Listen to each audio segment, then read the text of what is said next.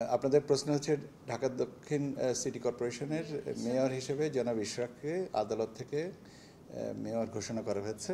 এ বিষয়ে আমাদের করণীয় কি? আমরা আদালতের রায় পাওয়ার পরে আদালতের প্রতি আমাদের সিদ্ধান্ত যেটা পাবো, আদালতের রায়ের প্রতি আমরা শ্রদ্ধাশীল এবং সেই অনুযায়ী আইন অনুযায়ী যেটা ব্যবস্থা নেওয়ার আমরা সেটা নিব। এখন আমি আজকেই আপনাদের মাধ্যমে জানলাম যে রায়টা হয়েছে, তাই না?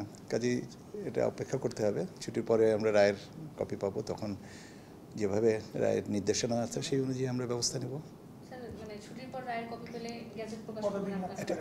এটা তো এটা কতদিন পরে রায়ের কপি পাওয়া যাবে এটা নির্ভর করবে আদালত থেকে কত তাড়াতাড়ি আমাদেরকে দিচ্ছেন। কিন্তু পাওয়ার পরে কতদিন লাগতে পারে, এটা যতদিন প্রয়োজন ততদিন।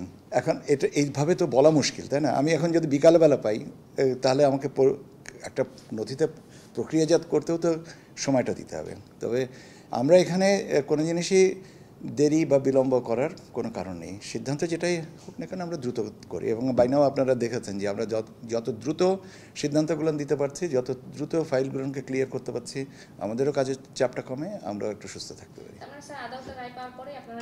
আমরা আদালতের রায় পাওয়ার পরে আমরা গেজেট প্রকাশ করার ব্যাপারে যে সিদ্ধান্ত সেটা আমরা বাস্তবায়ন করব।